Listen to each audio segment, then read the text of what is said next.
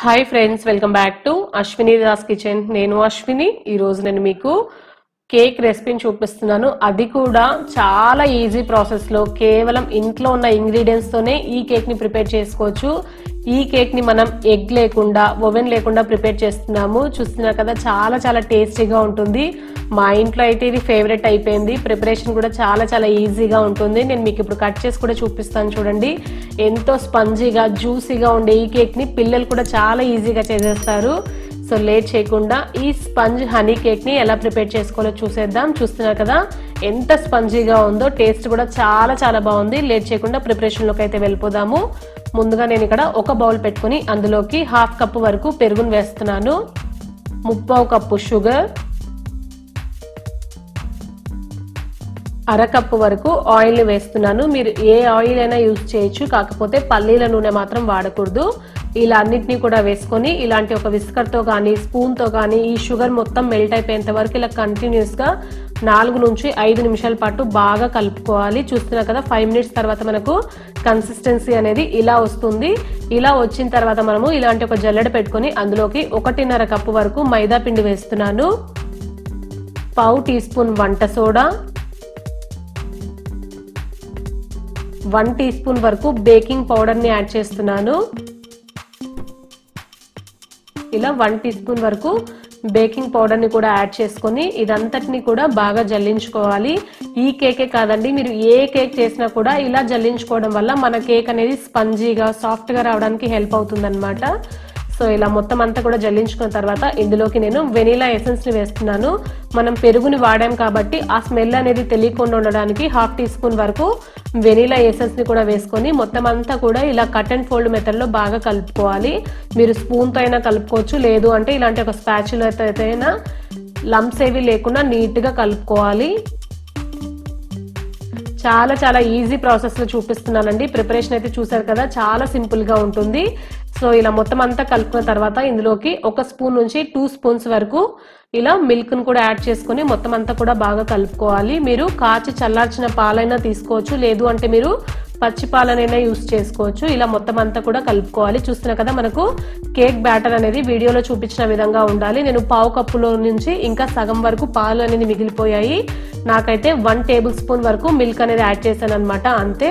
So ఇలా మొత్తం అంతా కూడా బాగా కలుపుకున్న తర్వాత ఇలాంటి ఒక కేక్ ట్రేలో కానీ, లేదు అంటే మీరు ఏదైనా మందపాటి గిన్నెలో అయినా ఈ కేక్ ప్రిపేర్ చేసుకోవచ్చు.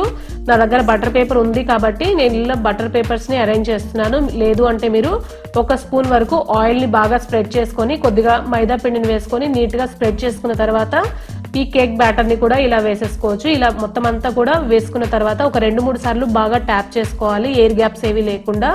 ఇలా ట్యాప్ చేసి పక్కన ఉంచుకున్న తర్వాత ఇప్పుడు స్టవ్ మీద కుక్కర్ పెట్టేసుకొని ఒక స్టాండ్ని పెట్టేసి ఈ కేక్ టిన్ని కూడా పెట్టేసుకొని మూత పెట్టేసేసి మీడియం ఫ్లేమ్లో 10 నిమిషాలు, లో ఫ్లేమ్లో 40 నిమిషాల పాటు బేక్ చేసుకోవాలి. చూస్తున్నా కదా, నేనైతే ఇక్కడ 35 మినిట్స్ తర్వాత మీకు ఇప్పుడు ఓపెన్ చేసి చూపిస్తున్నాను. ఇలాంటి ఒక టూత్ పిక్తో కానీ నైఫ్తో కానీ ఇలా మధ్యలో ఒక్కసారి గుచ్చితే మీకు ఇక్కడ ఏది అంటుకోకుండా నీట్గా వచ్చింది అంటే మీ కేక్ అనేది పర్ఫెక్ట్గా రెడీ అయినట్టు. సో నాకు ఇక్కడ అంటుకుంటుంది కాబట్టి మళ్ళీ మూత పెట్టేసేసి మరొక 15 నిమిషాల పాటు లో ఫ్లేమ్లోనే బేక్ చేసుకున్నాను. సో 15 నిమిషాల తర్వాత నేను మీకు ఇప్పుడు మళ్ళీ చెక్ చేస్తున్నాను. చూడండి, సో టూత్ పిక్ అనేది నీట్గా వచ్చేసింది కదా. సో మన కేక్ అనేది పర్ఫెక్ట్గా రెడీ అయిపోయినట్టు. నాకైతే ఇక్కడ కేక్ తయారవడానికి కంప్లీట్గా 50 మినిట్స్ పట్టింది. సో 35 మినిట్స్ పాటు ఒకసారి బేక్ చేసుకొని చెక్ చేశాను. మళ్ళీ 15 మినిట్స్ తర్వాత నేను మళ్ళీ ఒకసారి చెక్ చేశాను. చూస్తున్నా కదా, ఎంతో సూపర్ సాఫ్ట్ కేక్ అనేది రెడీ అయిపోయింది. ఇలా రెడీ అయిపోయిన తర్వాత దీన్ని తీసి పక్కన ఉంచుకోవాలి. ఇది కంప్లీట్గా చల్లగా అయిపోవాలి. ఈ లోపుగా మనము క్రీమ్ని ప్రిపేర్ చేసుకుందాము. ఇలాంటి ఒక ప్యాన్ని పెట్టుకుని అందులోకి ఒక 3 స్పూన్స్ వరకు షుగర్ని వేసాను అండ్ 1/2 కప్పు వరకు వాటర్ని యాడ్ చేసుకున్నాను.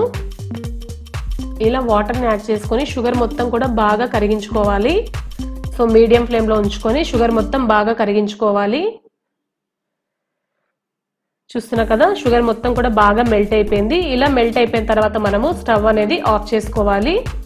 ఇలా స్టవ్ ఆఫ్ చేసుకొని ఇది కొద్దిగా చల్లబడిన తర్వాత ఇందులోకి ఒక 3 స్పూన్స్ వరకు హనీని వేస్తున్నాను. ఇలా హనీని వేసేసుకొని హనీ మొత్తాన్ని కూడా బాగా కలుపుకోవాలి.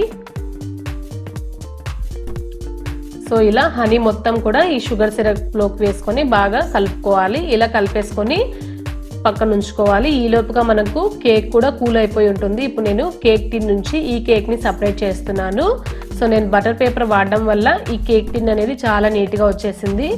సో నేను ఇప్పుడు ఈ పేపర్స్ ని రిమూవ్ చేస్తున్నాను. చూస్తున్నారు కదా ఎంతో స్పంజీగా ఉంది కేక్ అయితే. మీరు డైరెక్ట్ గా ఇలా అయినా క్రీమ్ అప్లై చేసేసుకొని ప్రిపేర్ చేసుకోవచ్చు. బట్ నేనైతే ఇక్కడ ఇలాంటి ఒక థ్రెడ్ తో పైన ఉండే కొద్దిగా హార్డ్ లేయర్ ని తీసేస్తున్నాను.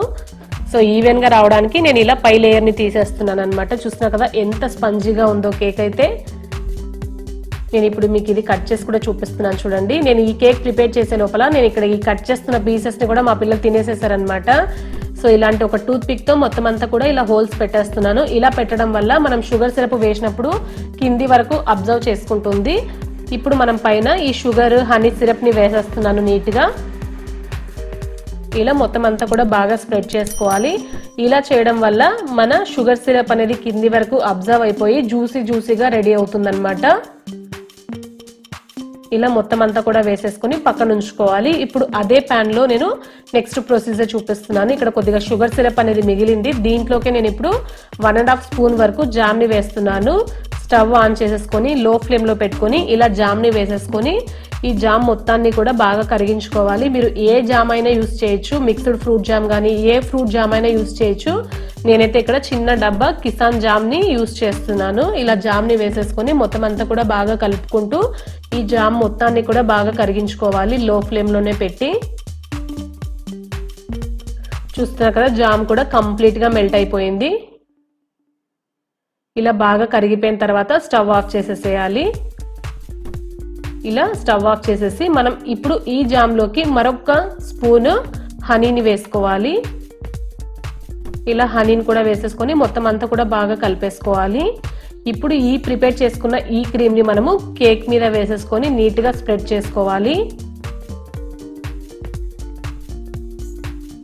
ఇలా నీట్ గా స్పూన్ తో కానీ ఇలాంటి ఒక స్పాచులాతో కానీ నీట్ గా స్ప్రెడ్ చేసుకోవాలి.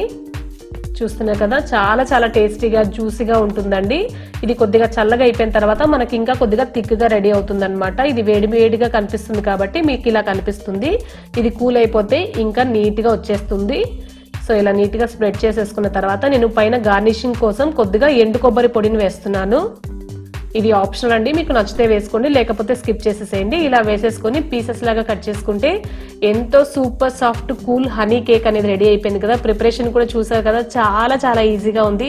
కానీ కేక్ టేస్ట్ అయితే మాత్రం నెక్స్ట్ లెవెల్లో ఉంటుంది. పిల్లలు కూడా చాలా ఈజీగా చేసుకునే ఈ స్పంజ్ హనీ కేక్ ని మీరు కూడా తప్పకుండా ట్రై చేసి మీకు ఎలా వచ్చిందో కామెంట్ సెక్షన్ లో తప్పకుండా తెలియజేయండి.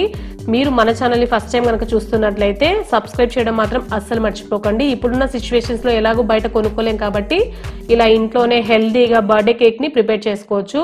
చూస్తున్నారు కదా ఎంతో స్పంజీగా ఉంది. మీకు ఈ వీడియో నచ్చినట్లయితే ప్లీజ్ లైక్ చేయండి, షేర్ చేయండి, సబ్స్క్రైబ్ చేయడం మాత్రం అస్సలు మర్చిపోకండి. Thank you.